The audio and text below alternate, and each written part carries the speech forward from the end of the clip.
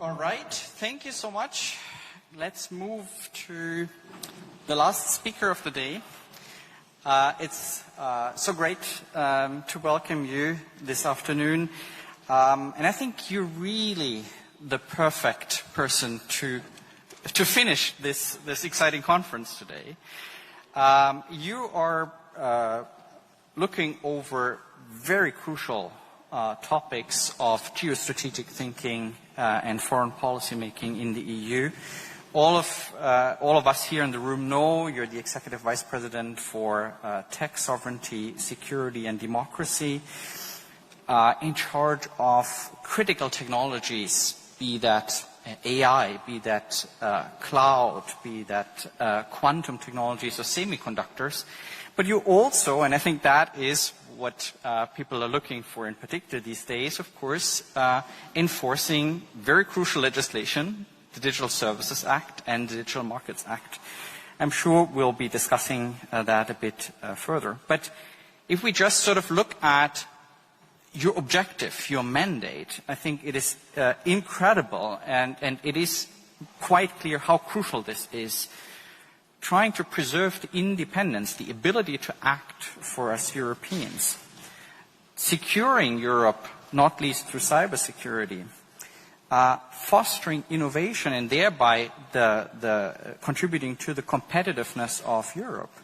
And promoting democratic and protecting democratic values in online speech. I mean, to think that one person is in charge of all these subjects is incredible, which gives us sort of a very good idea, I think, in this rougher world, in this world that is shaped by power politics more than in several decades now, how challenging this is. And I think we have been discussing these subjects today, but it goes sort of both ways. Digital technologies really shaping this rougher world, but also this rougher world shaping digital technologies.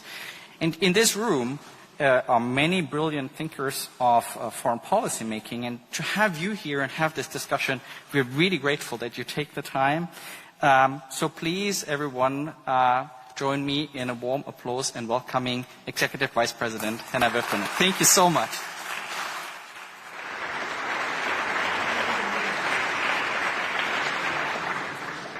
Thank you very much for this very warm welcome, and it's a great pleasure to be here today with you to close what has been, I think, very rich and energizing day for you, because I heard that you have had very good discussions and dialogue here during the day.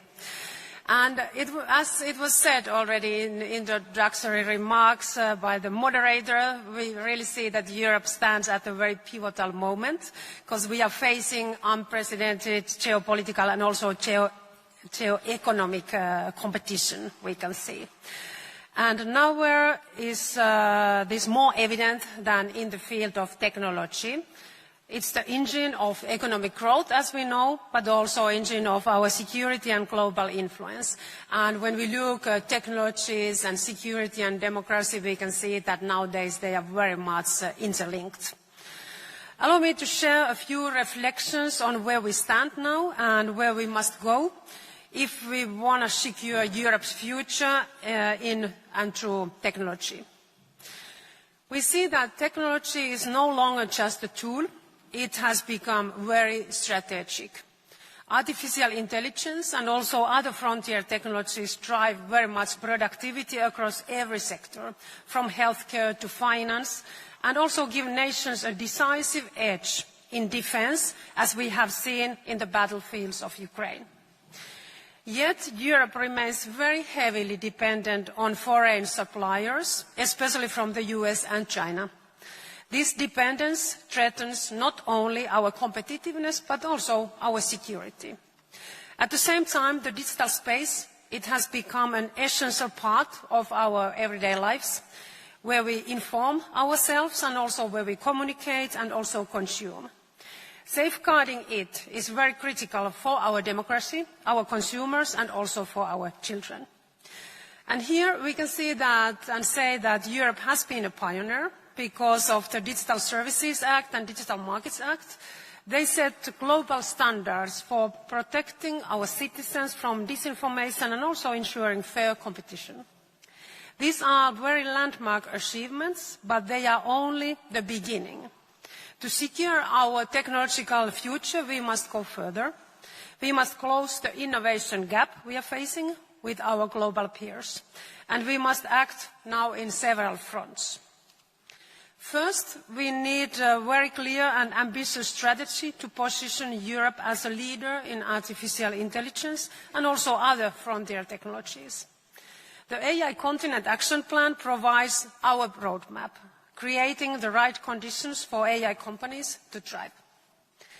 At the AI Action Summit in Paris, we launched our Invest AI, an initiative to mobilize 200 billion euros to boost Europe's supercomputing capacity, a key enabler to world-class AI research. Recently, we had also a call for interest to AI gigafactories, and it shows that there is a very strong support across the Union to develop sovereign, cutting-edge AI infrastructure. So we can say that all our top industries, they were taking a part to this call for interest, and they expressed their interest to invest together with the public sector to these AI gigafactories. Researchers and startups, they will gain access to these resources to design new models and applications right here in Europe. And this autumn, we will also now launch our Apply AI strategy, helping industries from healthcare to manufacturing, banking to the public sector, integrate AI into their operations. But of course, AI is only part of the picture. We must also strengthen Europe's position in quantum computing and quantum technologies, advanced semiconductors, 5G and 6G networks, and also cloud technologies. The European Quantum Strategy is already in place. AI Chips Act 2 and the Cloud and AI Development Act, they will follow in the coming months. And second, Europe must also unlock massive investments for innovation.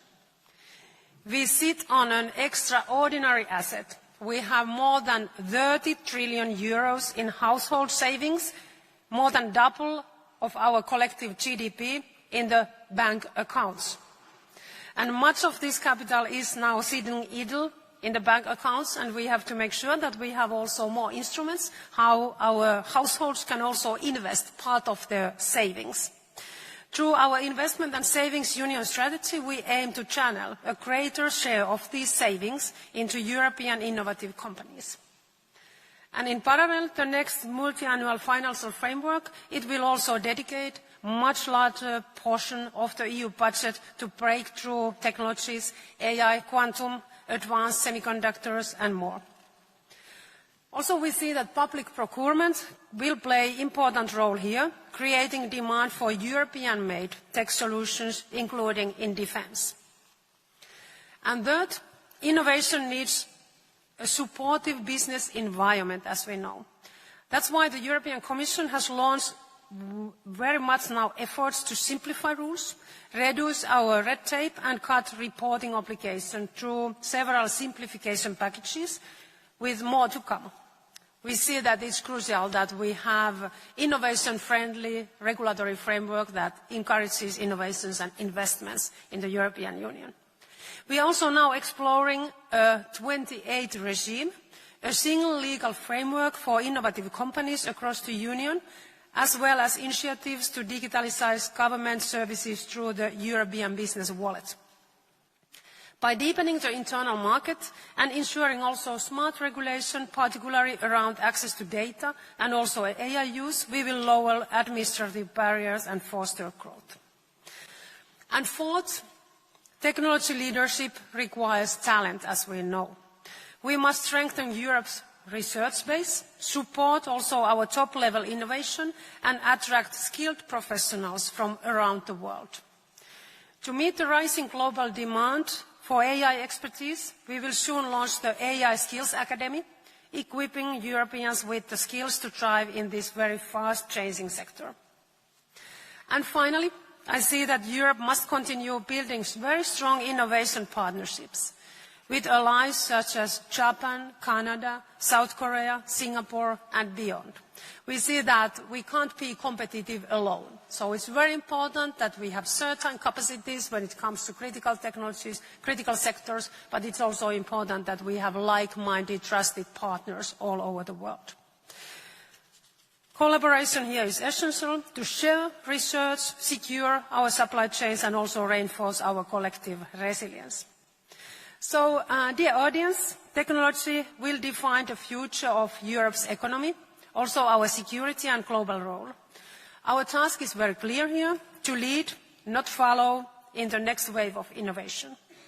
I want to thank you very much for your attention, and I'm very much looking forward to our exchange.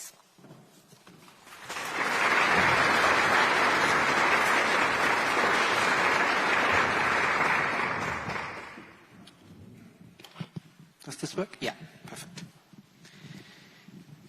Executive Vice President, thank you so much for sharing these thoughts. And going back to my introduction, I feel even more sort of how comprehensive the agenda is in terms of the diversity of the technologies, but also in terms of the initiatives, from sort of creating the right market conditions to defending Europe against malign influences, to creating and steering investment, etc. But sort of, since this is a foreign and security policy group, let me sort of ask the first question sort of right spot on probably what is the elephant in the room in many of the discussions these days, which is the US under the Trump administration. I mean, we have seen recently Trump sort of threatening countries with legislation and taxation of tech companies for new tariffs, sanctions against officials. I think many have read this as sanctions against individuals involved in the enforcement of the DSA, export restrictions he has threatened against us. You have just earlier this week, I think on September 1st, sent a letter again to the U.S. House, emphasizing again that you are committed to implement the DSA. Nonetheless, sort of, we also see sort of signs like that we may be backing down the AdTech fine that has been postponed, at least that was reported. I know it's not on your responsibility, it's one of your colleagues, but sort of my question is, what is the right strategy to sort of forcefully push back and sort of also send the signal both to the European people, but of course also to the Trump government, that yes, we are truly committed to enforcing European legislation, primarily, I guess, the DSA in this case? Yes, we have had this discussion with the US administration now during the last months about our rules, and I think it's still important that we are explaining what our rules means really, because it's important to underline always that, because often in the USA side, it's very much seen that we are somehow targeting US companies with our rules, and of course this is not the case, because in the European Union we have very fair and transparent rules for everybody. These are same rules for European companies, from the Asian companies, from USA companies, and we want to make sure that we have a fair and safe democratic environment, also when it comes to digitalization. So these two major legislations we have, Digital Markets Act, is something that we want to make sure that the big players, the gatekeepers, they are not misusing their very dominant market position to block new innovations and block the SMEs and other players from the markets. And with the DSA, we want to make sure that online services, that they have practices in the place, that they are mitigating and assessing the systematic risks what their services are posing to our societies, because nowadays we know that the digital platforms, they are very powerful when it comes to economy and also society, and it's important also that they are respecting our rules and they are making sure that illegal content or illegal products are not spread online. So I think it's still important to continue the discussion and really explain also what our rules means, because then when we look also what is happening in the USA side, they are discussing about very much about the same topics we have, for example, under DMA. Of course, in the USA, the approach is different because they are often going, or nearly always, with the court cases. And we have legislation in the place beforehand already. But in USA, they have very much court cases about similar cases what we have under our Digital Markets Act when it comes to these dominant big players and gatekeepers. And also under DSA, for example, we are very much focusing now on the protection of minors, and it's also a very important topic in the USA discussion, how to protect minors online. So there's not anyway so big differences, for example, but of course our approach is different because we have regulation, and often in the USA it's coming via court cases, the decisions. Well, that's a crucial point, I guess, to highlight, but may I sort of tease you a bit on that further and sort of ask you, do you feel that is coming across? Do you feel that we are making progress in the conversations with the Americans on that? Is there a growing understanding of this?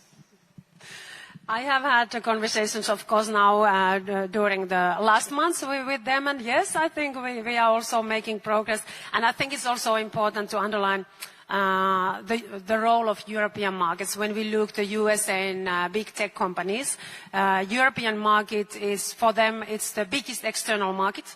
And for some of them, this is the biggest market, that they have more users in the European Union than they have in USA. So, of course, this is super important for them.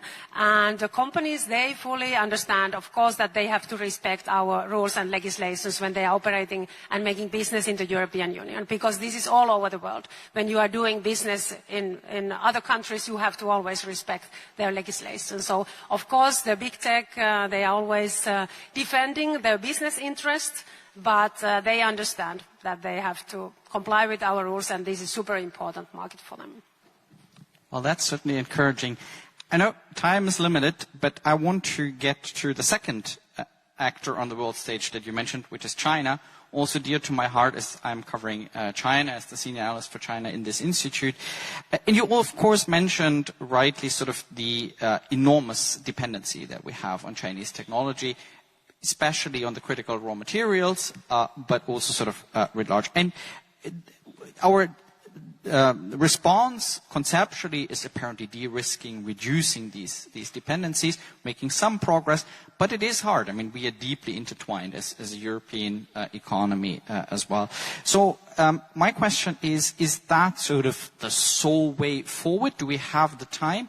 Or don't we have to also think a bit about sort of managing these dependencies? In this institute, we have been talking a bit about reverse dependency. So how can we make sure China remains also dependent on European technologies?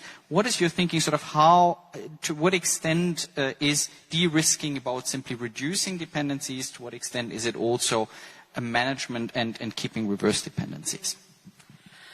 Europe has been, of course, very open for the foreign investments and foreign technologies and companies. We have been open for business.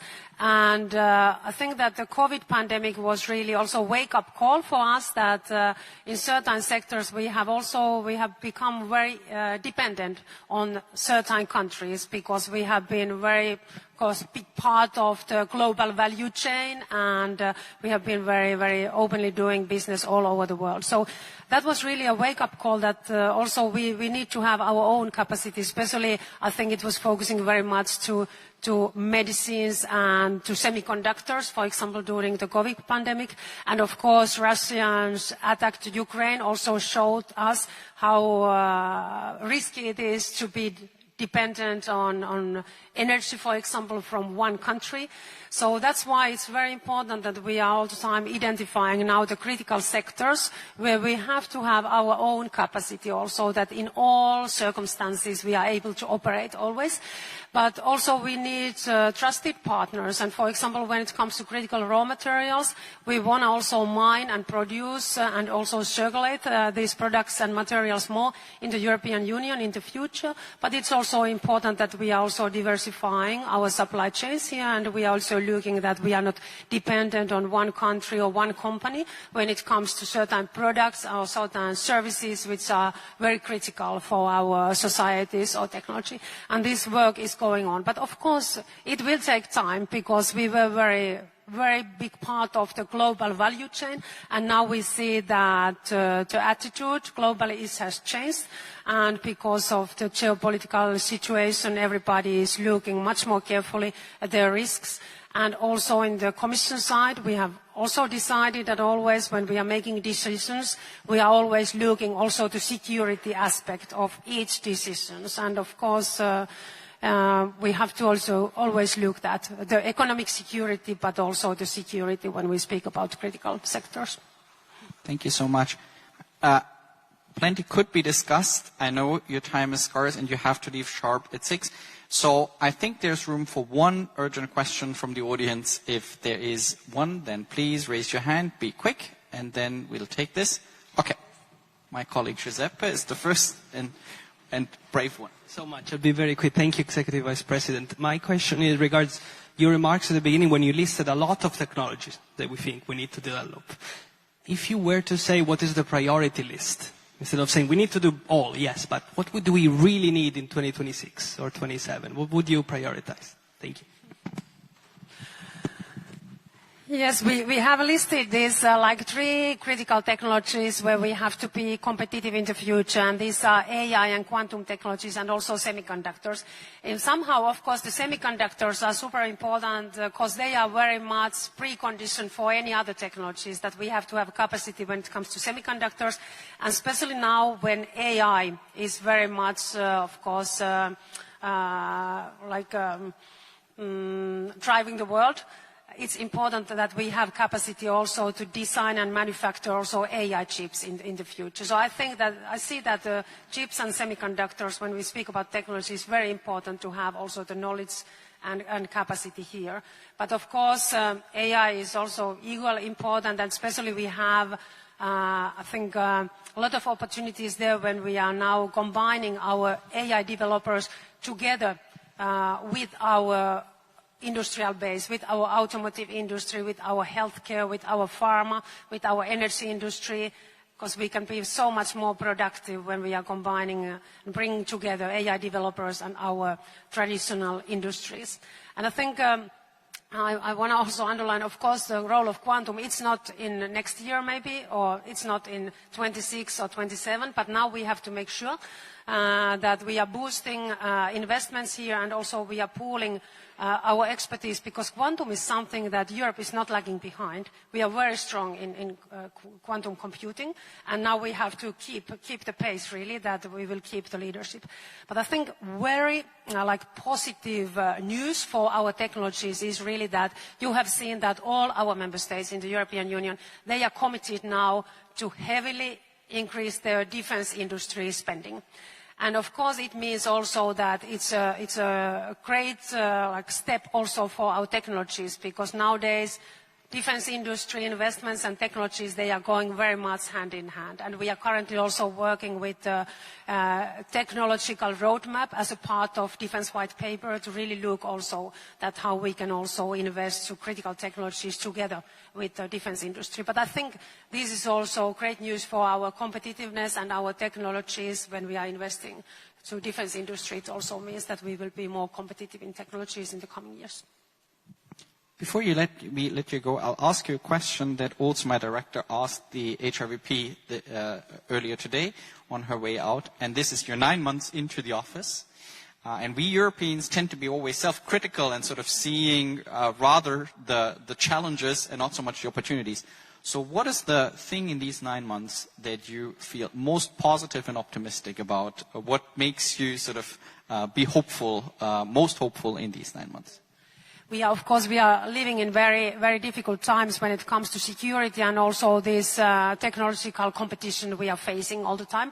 But I think for me, the most important priority when it comes to technologies is really boost the investments and innovations in Europe, because Europe is often seen that we are bureaucratic and slowly, and we're just regulating. And I think we have changed the attitude. So I think Europe is now seen more as a place to invest and innovate. Of course, also all these global uncertainties, they also mean that investors are also looking at that kind of continents which are reliable and with trustworthy decision-making processes, and always it's not bad to be bureaucratic and slowly, because it's also, of course, important for the investors' long-time certainty also. And I think Europe is seen more attractive place for investments and innovations than before, and especially when it comes to AI, it has been very positive, I think, how much our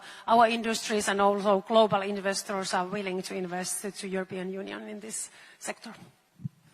Thank you so much. We won't let you withhold you further from your duties. Thank you so much for joining. I think this was the perfect end of this conference. Thank you so much. But before that, handing over back to Stephen.